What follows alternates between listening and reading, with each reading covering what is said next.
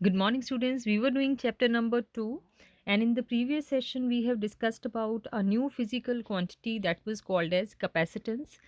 Students, capacitance was nothing but the charge storage capacity of a given conductor. And in today's session, we are going to discuss about the meaning of a parallel plate capacitor, its principle, and then we will discuss just in brief about the series and parallel combination of capacitors. Students, in today's session, we are not going to discuss about the numerical questions of the series and parallel combination because that in itself is going to be a long session. So that those questions I am going to take separately in the next session. So today we will discuss just in brief about a parallel plate capacitor and the expressions for the series and parallel combination of the capacitors. Okay, so let us just begin with it. Students, first of all, we are going to discuss about the principle of a capacitor. If I be more brief, when we are going to discuss about principle of a parallel plate capacitor. Student सबसे पहले तो capacitor का मतलब क्या होता है? Capacitance हमें पता है कि चार्ज स्टोरेज कैपेसिटी है जो किसी भी कंडक्टर की हो सकती है। That can be of a normal metallic sphere, that can be of a normal metallic plate और even of a wire also. Capacity जो है वो किसी भी कंडक्टर की होगी, रादर कंडक्टर की बजाय इंसुलेटर्स की भी होगी। कोई भी चीज़ जो चार्ज को स्टोर कर सकती है, उसकी कुछ ना कुछ कैपेसिटी होगी। तो कैपेसिटर का क्या मतलब है? कैपेसिटर स्टूडेंट एक स्पेशल अरेंजमेंट है जिसकी चार्ज स्टोरेज की एबिलिटी नॉर्मल कंडक्टर के कंपैरेटिवली ज़्यादा है। उसमें कुछ हमने इस तरह की अरेंजमेंट कर रखी है कि उसमें चार्ज स्टोरेज की एबिलिटी नॉर्मल से ज़्यादा होगी। वो किस तरह से ज़्यादा होगी? That is what we are going to discuss here in the principle of the capacitor, कि उसमें क्या हमने स्पेशल किया जिससे उसकी चार्ज स्टोरेज की एबिलिटी बढ़ गई। Before we get into it, I just want you to just think once again about what we have discussed in the previous session. Students, हमने क्या डिस्कस किया था कि अगर हमारे पास एक सफ़ियर था, suppose we are having a sphere, एक सफ़ियर है। इस सफ़ियर को हमने कुछ चार्ज दिया, इस चार्ज देने की वजह से इसका पोटेंशियल राइज करना शुरू हो गया और जैसे जैसे हम और चार्ज देते गए इसके पोटेंशियल की वैल्यू जो थी वो इंक्रीज़ करती गई और एक सिचुएशन ऐसी आ गई कि पोटेंशियल की वैल्यू इतनी ज़्यादा हो गई है कि वो अपने सराउंडिंग की एयर को आयनाइज करना शुरू कर देता है। एज अ रिज़ल्ट वो उससे ज़्यादा चार्ज को स्टोर नहीं कर सकता है। तो कैपेसिटी के ऊपर जो लिमिट है वो ये पोटेंशियल की वैल्यू की वजह से है। जब पोटेंशियल की वैल्यू एक सर्टेन सेट वैल्यू से ज़्यादा हो जाती है तो उससे ज़्यादा हम चार्ज उसके ऊपर स्टोर नहीं कर सकते हैं। तो अगर हम किसी सिचुएशन में कैपेसिटी को बढ़ाना चाहते हैं, then what we are actually trying to do, हम ये चाहते हैं कि गिवन चार्ज देने पे उसका पोटेंशियल उतना राइज ना करे। पोटेंशियल को राइज होने से हमने रोकना है। एक मेथड तो ये है कि हम ऑब्जेक्ट बड़ी ले लें, उससे क्या होगा, फॉर अ गिवन चार्ज उसका पोटेंशियल उतना राइज नहीं करेगा और उतने ही साइज का अगर कैपेसिटेंस और ज़्यादा बढ़ाना है तो उसके लिए हम क्या करें कि उसका पोटेंशियल ज़्यादा ना बढ़े। That is what we are going to discuss about today. That is going to be the principle of the capacitor. तो कैपेसिटर में यही अरेंजमेंट लगाई जाती है कि एक गिवन चार्ज के लिए उसका पोटेंशियल ना राइज करे जल्दी। अगर उसका पोटेंशियल जल्दी राइज नहीं करता है, इसका मतलब कि आप उसे ज़्यादा चार्ज दे सकते हो before that charge will start leaking. So this is what we are going to discuss. So let us begin. So here we are going to discuss about a parallel plate capacitor. Students, यहाँ पे हम दो plates मानने लगे हैं। उनमें से एक प्लेट जो है वो पॉजिटिवली चार्ज हमने मानी है और दूसरी प्लेट जो है वो हमने न्यूट्रल मानी हुई है। दो प्लेट्स हैं सबसे पहले, as you are given here. इनमें से एक प्लेट जो है वो पॉजिटिवली चार्ज मान ली है हमने और उसको हमने इतना चार्ज दे दिया है कि उसका पोटेंशियल जो है वो एक मैक्सिमम वैल्यू तक राइज कर चुका है और जो दूसरी प्लेट है वो न्यूट्रल है, वो अभी उससे दूर पड़ी है। देन आफ्टर दैट, अब हमने जो न्यूट्रल वाली प्लेट है उसे चार्ज प्लेट के पास लेके आना है। जब हम उसे दूसरी प्लेट को फर्स्ट वाली प्लेट के पास ले आएंगे, as we are showing here. अब हम बी प्लेट जो है उसको पहली वाली प्लेट के पास ले आए। जैसे ही बी प्लेट ए प्लेट के पास आ जाएगी उसके ऊपर ए का इन्फ्लुएंस आएगा। हमने ए और बी दोनों मेटालिक प्लेट्स मानी हैं। हमें पता है कि मेटल्स के अंदर फ्री इलेक्ट्रॉन्स होते हैं। एज अ रिजल्ट क्या होगा कि उसके जितने इलेक्ट्रॉन्स हैं वो पॉजिटिव प्लेट की तरफ अट्रैक्ट हो जाएंगे और पीछे क्या बचेगा, पॉजिटिव चार्ज बचेगा। तो वो प्लेट जो है वो न्यूट्रलाइज हो जाएगी, सॉरी पोलराइज हो जाएगी। वहाँ पे इंड्यूस्ड चार्जेस जो हैं दे विल स्टार्ट एग्जिस्टिंग। लेकिन स्टूडेंट्स अभी जो इन दोनों के बीच में पोटेंशियल था, जो पोटेंशियल डिफरेंस था, उसकी वैल्यू जो थी वो जितनी इस केस में थी उतनी ही इस केस में है, क्योंकि यहाँ पे जो पोटेंशियल है वो पॉजिटिव पोटेंशियल है इस प्लेट की वजह से, और इस प्लेट की वजह से कोई पोटेंशियल नहीं है। तो जितना पोटेंशियल है वो इस चार्ज की वजह से है। इस सिचुएशन में स्टूडेंट्स यहाँ पे इसकी वजह से पोटेंशियल है कुछ पॉजिटिव वैल्यू। ये दो चार्जेस जो हैं ये equal and opposite potential create करेंगे, क्योंकि दोनों चार्जेस इक्वल हैं। तो एज अ रिजल्ट अभी तक ये वाली प्लेट जो सेकंड वाली प्लेट है उसकी वजह से कोई पोटेंशियल नहीं है। तो जितना पोटेंशियल पहले वी था उतना ही सेकंड सिचुएशन में भी है। तो सेकंड प्लेट को लाने से अभी तक कोई चेंज नहीं हुआ है, अभी तक कैपेसिटी में कोई इफेक्ट नहीं पड़ा है। तो यहाँ पे अभी क्या होता है, अभी भी पोटेंशियल की वैल्यू जो है वो वी है, लेकिन उसके बाद अगर हम जो सेकंड वाली प्लेट है, अब स्टूडेंट्स यहाँ पे देखिए जो बी प्लेट के ऊपर दो चार्जेस अपीयर हुए हैं, ये दोनों अलग अलग तरह का इनका बिहेवियर है। जो ये वाला इधर वाला चार्ज है, इस चार्ज को हम बोलते हैं बाउंड चार्ज। ये दोनों इंड्यूस चार्जेस हैं, नेगेटिव और पॉजिटिव। लेकिन इसमें जो ये पॉजिटिव प्लेट के साथ वाला जो चार्ज है इसको हम बोलते हैं बाउंड चार्ज। वो बाउंड है प्लेट ए के साथ। लेकिन जो दूसरी तरफ वाला चार्ज है, दिस वन, ये अनबाउंड है। उसको तो रादर ये वाली प्लेट अपने से दूर रिपेल कर रही है। तो ये वाला चार्ज अनबाउंड है। अगर इसे लीक करने का मौका मिले, अगर इसे कहीं ना कहीं से अर्थिंग मिल जाए, तो ये वाला पॉजिटिव चार्ज एकदम से लीक कर जाएगा। लेकिन ये जो नेगेटिव चार्ज है ये मूव नहीं करेगा, क्योंकि ये अट्रैक्टेड है टुवर्ड्स दिस प्लेट। इसको इसने होल्ड करके रखा हुआ है। तो ये जो नेगेटिव चार्ज है यहाँ पे वो बाउंड है, और जो पॉजिटिव चार्ज है वो अनबाउंड है। तो अब हम क्या करेंगे, अब कैपेसिटेंस को बढ़ाने के लिए, वोल्टेज की वैल्यू को, पोटेंशियल को कम करने के लिए हम क्या करेंगे, now we are going to earth the plate B. B plate को हमने अर्थ कर दिया, ये अर्थिंग का सिंबल है स्टूडेंट्स। जैसे ही हमने अर्थिंग की वैसे क्या हुआ, जो पॉजिटिव चार्ज था दैट हैज़ लीक्ड ऑफ। उसकी वजह से क्या हो गया कि अभी सिर्फ नेगेटिव चार्ज यहाँ पे रह गया। अब जो टोटल पोटेंशियल होगा इस सिस्टम का वो होगा ए प्लेट के पॉजिटिव चार्ज की वजह से प्लस बी प्लेट के नेगेटिव चार्ज की वजह से। अब हमें पता है पॉजिटिव चार्ज का पोटेंशियल पॉजिटिव होता है और नेगेटिव का नेगेटिव होता है। तो टोटल पोटेंशियल जो है नेगेटिव चार्ज की वजह से, नेगेटिव चार्ज के प्रेजेंट होने की वजह से टोटल पोटेंशियल क्या हो जाएगा, रिड्यूस हो जाएगा एज कंपेयर टू केस 1। तो अब क्या हो गया कि चार्ज प्लेट ए के ऊपर उतना ही है, लेकिन जब हमने एक दूसरी अनचार्ज और अर्थ की हुई प्लेट उसके पास रख दी, सिर्फ हमने क्या किया है, उसको उसको कोई चार्ज को चेंज नहीं किया, उसके साइज को चेंज नहीं किया प्लेट ए के। हमने सिर्फ उसके नियर बाय एक अनचार्ज और अर्थ की हुई प्लेट रख दी है। इतना करने से ही प्लेट ए का जो पोटेंशियल है वो रिड्यूस हो गया है। और पोटेंशियल रिड्यूस होने के बाद अब हम क्या कर सकते हैं, now we can give it more charge, क्योंकि हमें प्रॉब्लम क्या थी कि पोटेंशियल की वैल्यू एक सर्टेन वैल्यू से ज़्यादा नहीं होनी चाहिए। अब हमने जब दूसरी प्लेट उसके पास रख दी है, उससे उसका पोटेंशियल डिक्रीज़ कर गया है, तो अब हम क्या कर सकते हैं, अब हम उसके पास उसको और चार्ज दे सकते हैं। तो बेसिकली ये एक अनचार्ज और अर्थड प्लेट उसके पास रखने से ही उसकी कैपेसिटी क्या हो गई है, इंक्रीज हो गई है। This only is the principle of a capacitor. जब हम एक चार्ज कंडक्टर के पास एक अनचार्ज अर्थ कंडक्टर रख देते हैं तो उससे पहले कंडक्टर की कैपेसिटी बढ़ जाती है, और ये जो पूरा अरेंजमेंट है, इस अरेंजमेंट को कहा जाता है capacitor. So now net potential has decreased, therefore now we can give it more charge. So that means capacity of storing charge on A has increased. कैसे increase हुई है? By placing an uncharged earthed conductor near it. This system is called as a capacitor. Students, यहाँ पे जो हमने capacitor लिया है वो parallel plate capacitor होता है। उसका symbol ये होता है circuit में। हमने दो equal size की प्लेट्स शो करनी होती हैं। यहाँ पे हम 2 डायमेंशन में दो लाइंस शो करते हैं, दोनों का साइज़ इक्वल होता है। जब हम बैटरी या सेल शो करते हैं तो वहाँ पे दोनों साइड्स हैं, एक की लेंथ बड़ी होती है, एक की छोटी होती है, लेकिन कैपेसिटर में दोनों साइज़ जो हैं, दोनों लाइंस जो हैं, उनका साइज़ इक्वल होता है।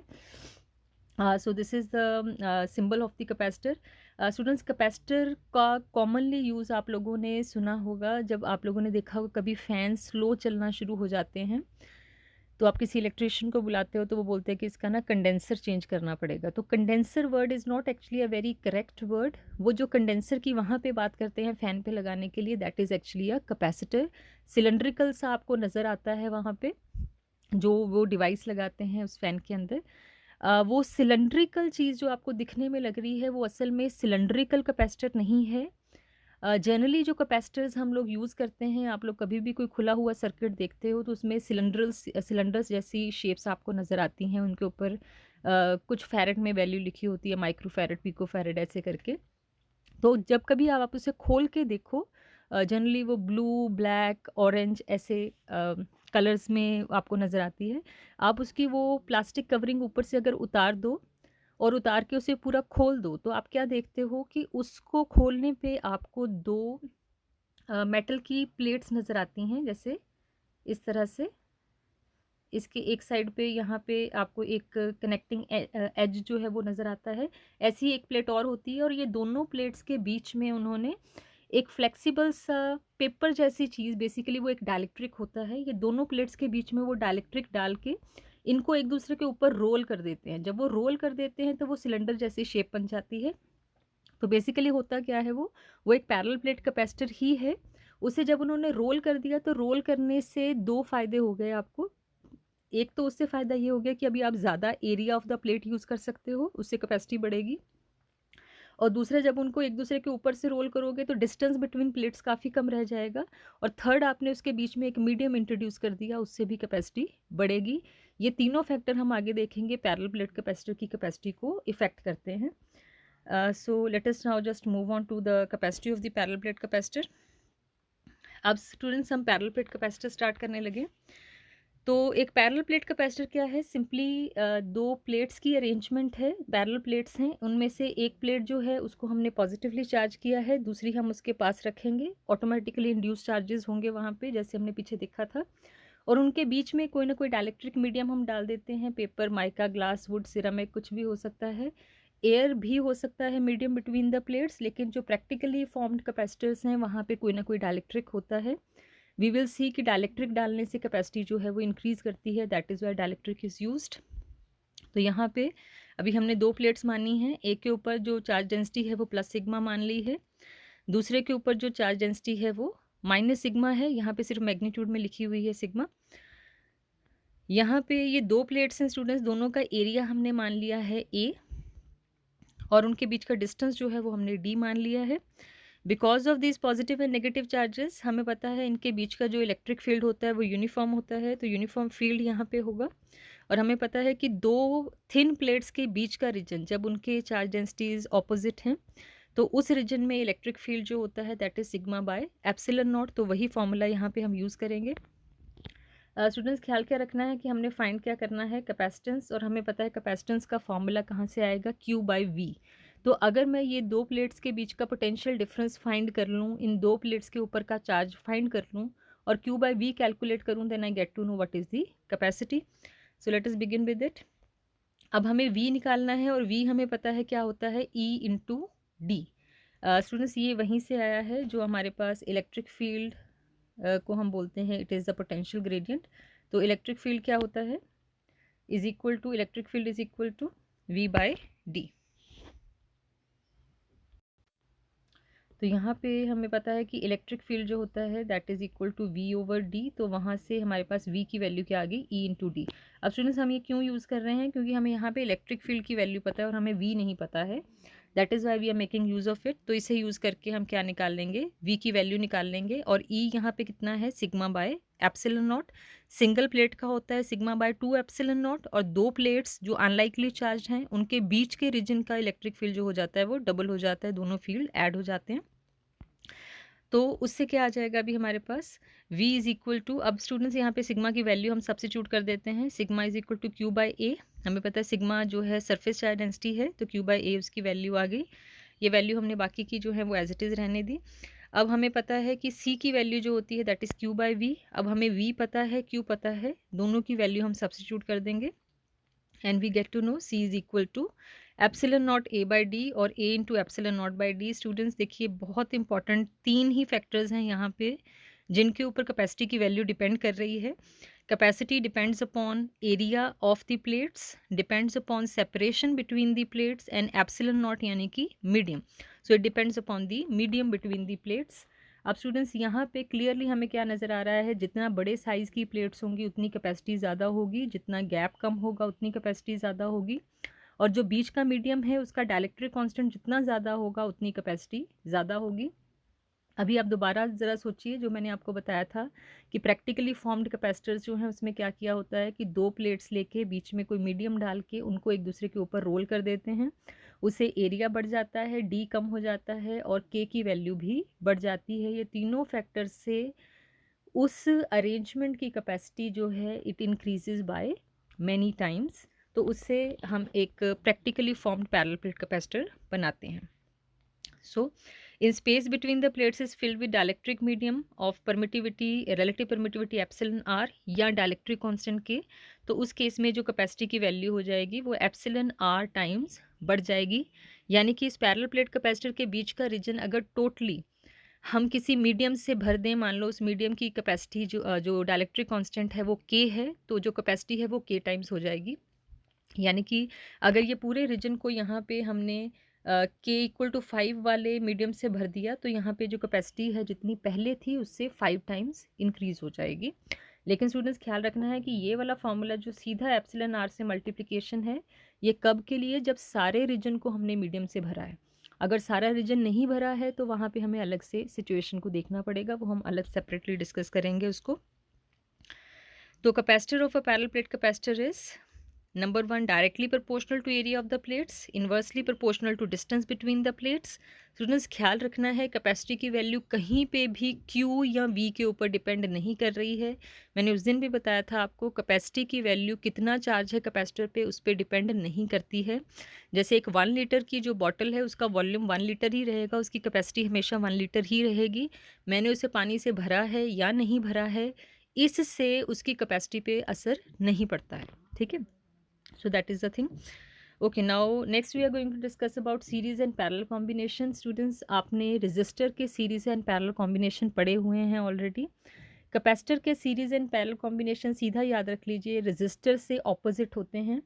जो रेजिस्टर का सीरीज का फॉर्मूला है वो यहाँ पे पैरेलल का होगा, जो वहाँ पे पैरेलल का था वो यहाँ पे सीरीज का होगा। जो इनके न्यूमेरिकल क्वेश्चंस हैं, बहुत वैरायटी ऑफ क्वेश्चंस बन सकते हैं, तो उसको मैं आज के लेसन में नहीं डिस्कस करूँगी, उसका मैं एक सेपरेट सेशन बना दूँगी। यहाँ पे सिर्फ हम उसका डेरिवेशन पार्ट करेंगे। Derivation part students examination point of view से इंपॉर्टेंट नहीं है, लेकिन फॉर्मूले हमें पता होने चाहिए कि ये किस तरह से आए हैं। तो स्टूडेंट्स यहाँ पे हमने स्टूडेंट्स जैसे मैंने आपको बताया था ये सिंबल है पैरेलल प्लेट कैपेसिटर का, तो हमने 3 कैपेसिटर यहाँ पे लेने हैं जिनको हमने सीरीज़ में कनेक्ट किया हुआ है।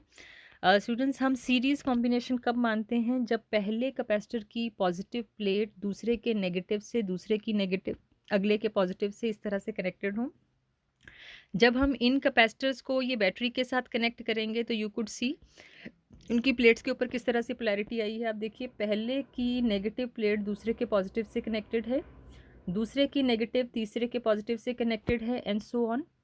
जब इस तरह से प्लेट्स कैपेसिटर्स की कनेक्टेड हैं तो हम इसे क्या बोलते हैं, सीरीज कॉम्बिनेशन। दूसरा मेथड क्या है बताने का कि जितना चार्ज इनमें से सब में से same amount of charge flow कर रहा हो। स्टूडेंट्स ये ख्याल रखना है आपने, जो डीसी करंट है, जैसे यहाँ पे जो ये सोर्स लगा हुआ है, ये जो सिंबल है ये डायरेक्ट करंट का सोर्स है।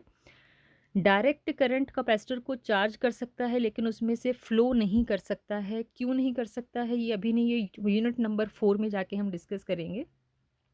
तो जब तक ये कैपेसिटर चार्ज होगा तब तक ये करंट यहाँ पे फ्लो करेगा, उसके बाद ये कैपेसिटर जो है ये करंट को फ्लो नहीं करने देगा। तो आप सिंपली ये मान लीजिए कि चार्ज फ्लो कर रहा है, यहाँ पे जो चार्ज फ्लो करेगा, जब ये तीनों कैपेसिटर में से same amount of charge flow किया तो हम इनको बोलते हैं सीरीज कॉम्बिनेशन। जैसे रजिस्टर्स में होता था कि अगर सब में सेम करंट फ्लो कर रहा है इसका मतलब क्या है कि सारे सीरीज में हैं। तो यहाँ पे ये तीनों कैपेसिटर्स के ऊपर जो चार्ज की वैल्यू है अगर वो इक्वल है तो इसका मतलब क्या है, दे आर इन सीरीज।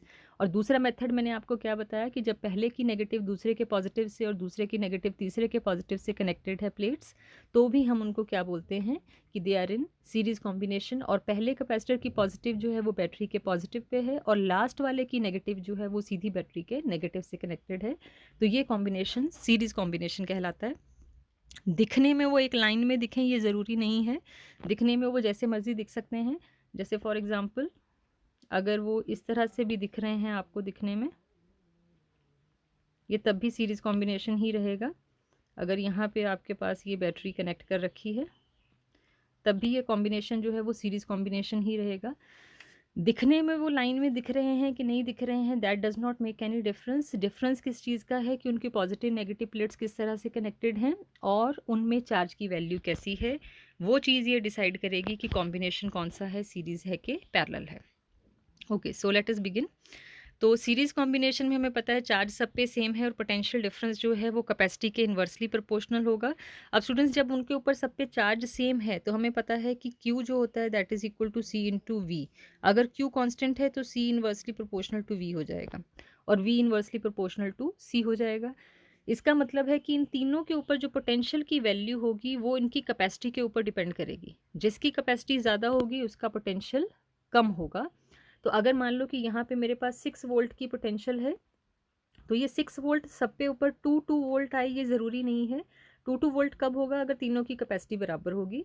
अदरवाइज जिसकी कैपेसिटी कम है उसके ऊपर पोटेंशियल जो होगा ज़्यादा होगा। जैसे मान लो कि इसकी कैपेसिटी मान लो 1 थी, इसकी 2 थी, इसकी 3 थी, तो जिसकी कैपेसिटी कम है उस पर पोटेंशियल ज़्यादा आएगा। तो यहाँ पे 6 वोल्ट में से सबसे बड़ा हिस्सा जो आएगा पोटेंशियल डिफरेंस का वो इस कैपेसिटर के अक्रॉस आएगा और सबसे कम हिस्सा जो आएगा वो इसके अक्रॉस आएगा। और जब भी सीरीज कॉम्बिनेशन है तो तीनों का टोटल पोटेंशियल डिफरेंस मिला के ये टोटल वोल्टेज के बराबर होगा। लेकिन सबके ऊपर पोटेंशियल डिफरेंस सेम नहीं है except if the capacity of all three is equal.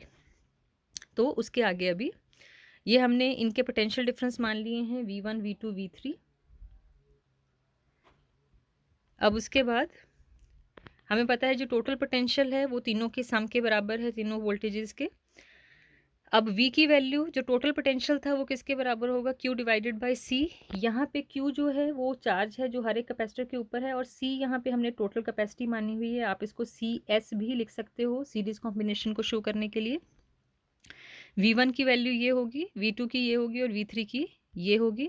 ये सारी वैल्यूज़ हम फर्स्ट इक्वेशन में सब्स्टिट्यूट कर देंगे और सब में से Q आप देखोगे कैंसिल हो जाएगा and you are left with this value. So यहाँ पे स्टूडेंट्स देखिए आप सीरीज कॉम्बिनेशन में जो फॉर्मूला आ गया है 1/C। C यहाँ पे क्या है? इक्विवेलेंट कैपेसिटेंस, जो टोटल कैपेसिटी की वैल्यू है यहाँ पे सीरीज कॉम्बिनेशन की, is equal to 1/C1 plus 1/C2 plus 1/C3। इस तरह का फॉर्मूला रेजिस्टर्स के केस में बनता था फॉर दी पैरेलल कॉम्बिनेशन और यहाँ पे बना है फॉर द सीरीज कॉम्बिनेशन। तो आपके पास जो C की 1/C की वैल्यू है वो रेसिप्रोकल होगी 1/CI का समीशन। न्यूमेरिकल इसके स्टूडेंट्स हम नेक्स्ट सेशन में करेंगे। तो reciprocal of effective capacitance is equal to sum of reciprocal of individual capacitance. Students series combination में कैपेसिटी की वैल्यू हमेशा कम होती है। अगर आपके पास 3 कैपेसिटर थे 1, 2 एंड 3, फाइनल आंसर जो इन तीनों में से सबसे छोटा है उससे भी छोटी होगी। यानी कि 1, 2, 3 का जो सीरीज कॉम्बिनेशन होगा उसका आंसर 1 से भी कम होगा। जो स्मॉलेस्ट वैल्यू है कैपेसिटर की उससे भी छोटी वैल्यू आएगी जब भी सीरीज कॉम्बिनेशन होगा। Okay, now let us see the parallel combination. Students parallel combination में क्या होता है कि तीनों कैपेसिटर्स की जो पॉजिटिव प्लेट्स हैं वो आपस में सीधी सीधी कनेक्ट होनी चाहिए और वो अल्टीमेटली जाके बैटरी के पॉजिटिव से कनेक्ट होनी चाहिए और सभी की नेगेटिव प्लेट आपस में कनेक्ट होके बैटरी के नेगेटिव से कनेक्ट होनी चाहिए। तो हम उसे क्या बोलते हैं? Parallel combination. दूसरे मेथड से आप ये बोल सकते हो कि यहाँ पे जो चार्ज है वो डिवाइड होना चाहिए। जब भी चार्ज की डिवीजन हो रही है तो इसका मतलब क्या है कि वो सीरीज कॉम्बिनेशन नहीं है, that is a parallel combination. और यहाँ पे हम ये बैटरी कनेक्ट कर देते हैं तो क्लियरली आपको क्या नज़र आ रहा है कि तीनों कैपेसिटर्स की जो पॉजिटिव प्लेट्स हैं वो आपस में कनेक्टेड हैं और अल्टीमेटली बैटरी के पॉजिटिव से कनेक्ट हो रही हैं और ऐसे ही तीनों की नेगेटिव प्लेट्स जो हैं वो बैटरी के नेगेटिव से कनेक्ट हो रही हैं। तो ये कॉम्बिनेशन जो है that is a parallel combination. तो पैरेलल कॉम्बिनेशन में हमें क्या नज़र आ रहा है स्टूडेंट्स? देखिए, अगर मान लो कि ये बैटरी जो है से दिस इज़ ऑफ 6 वोल्ट, अगर मैं इसको 6 वोल्ट मान लूँ तो ये 6 वोल्ट में से हो सकता है ये +6 हो और ये वाली चीज़ जो है वो 0 है। जो नेगेटिव है वो 0 वोल्ट है और जो पॉजिटिव है वो 6 है, ताकि जो पोटेंशियल डिफरेंस है वो 6 है। अब जो ये पॉजिटिव 6 है ये सीधा सीधा बैटरी फर्स्ट कैपेसिटर के, सेकंड कैपेसिटर के, थर्ड कैपेसिटर के तीनों की एक एक प्लेट के साथ कनेक्टेड है और जो 0 वोल्ट है वो भी तीनों की एक एक प्लेट के साथ कनेक्टेड है। इसका मतलब है कि जो ये कैपेसिटर है इसके अक्रॉस भी वोल्टेज 6 वोल्ट है, इसके अक्रॉस भी 6 वोल्ट है और इसके अक्रॉस भी 6 वोल्ट है। तो पैरेलल कॉम्बिनेशन में इंपॉर्टेंट चीज़ जो नोट करने वाली है कि सारे कैपेसिटर्स के अक्रॉस जो पोटेंशियल डिफरेंस होता है वो सेम होता है। अगर यहाँ पे कोई भी और कैपेसिटर सीरीज़ में नहीं लगा हुआ तो जितनी टोटल बैटरी की वोल्टेज है वही वोल्टेज तीनों कैपेसिटर्स के अक्रॉस इंडिविजुअली भी होगी, तो पोटेंशियल इज सेम। और जो चार्ज है, चार्ज यहाँ पे स्टूडेंट्स डिवाइड होगा। जब हमें ये एक बार पता लग गया कि V सेम है तो हमें पता है Q is equal to CV होता है। तो V सबका सेम है तो Q directly proportional to C हो जाएगा, तो जिसकी कैपेसिटी ज़्यादा है उसके ऊपर ज़्यादा चार्ज यहाँ पे स्टोर होगा।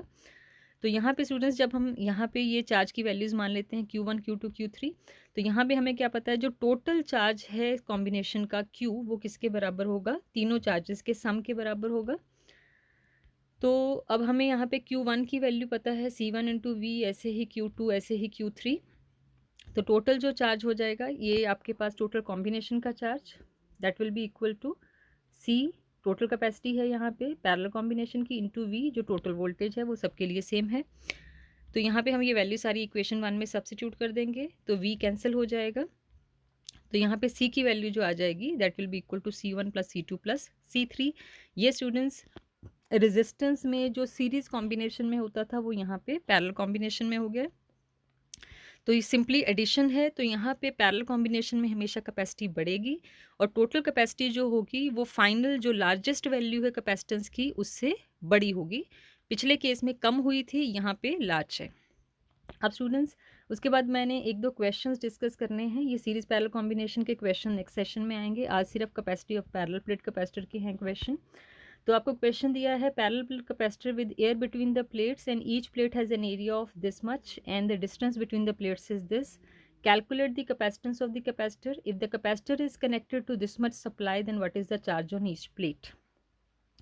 स्टूडेंट्स देखिए यहाँ पे आपको क्या क्या दिया हुआ है। सबसे पहले you are given the value of area, you are given the value of the distance between the plates and you are told that there is air between the plates, so medium आपको पता लग गया। अब students हमें क्या पता है कि जो कैपेसिटी की वैल्यू होती है that is equal to epsilon not A by D. तो यहाँ पे आप सारी वैल्यू सब्स्टिट्यूट कर दीजिए। एरिया जो है वो ऑलरेडी आपको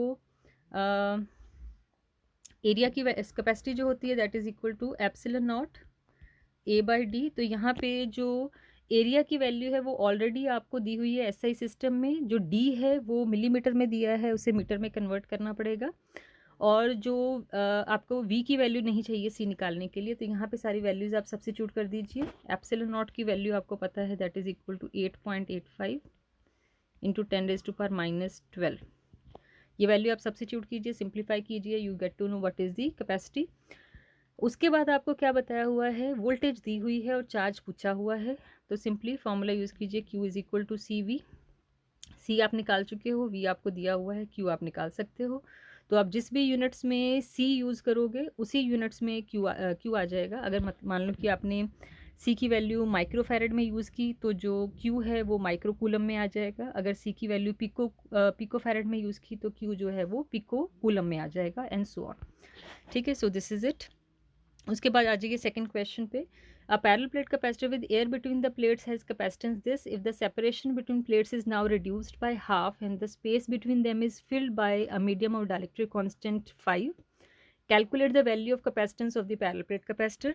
अब स्टूडेंट्स क्या है कि आपको शुरू में इसकी कैपेसिटी की वैल्यू, ये जो इतनी वैल्यू है ये बताई हुई है 8 पिकोफैरेड है। अब उसके बाद उन्होंने क्या बोला है कि नाउ जो सेपरेशन बिटवीन द प्लेट्स है उसको हमने क्या कर दिया है, हाफ कर दिया है। यानी कि पहली सिचुएशन में जो D1 था वो कितना था, D था, और दूसरी सिचुएशन में जो D2 उन्होंने कर दिया है वो D/2 कर दिया है। और साथ में क्या कर दिया है कि जो मीडियम है उसका कांस्टेंट भी चेंज कर दिया, यानी कि जो C2 की वैल्यू है that is K times epsilon not, A को चेंज नहीं किया है, D को चेंज किया है। तो जो नया कैपेसिटेंस है उसके लिए आप K की वैल्यू डालिए, A को A ही रहने दीजिए, D2 की value in terms of D substitute कीजिए। उसमें से ये वाली टर्म जो है वो सेपरेट कीजिए, C2 में से ये वाली टर्म सेपरेट कीजिए, सेपरेट करके ये वैल्यूज में डाल दीजिए और बाकी सब्स्टिट्यूशन जो है वो करके you will get to know the answer. तो दो फैक्टर्स हैं जिसकी वजह से चेंज हो रहा है, एक K का 5 का फैक्टर आएगा और एक D को आपने D/2 किया तो एक 2 का फैक्टर आएगा। ये दोनों का ओवरऑल आपने इफेक्ट जो है वो निकालना है। Alright students, so this is it for today. Thank you very much.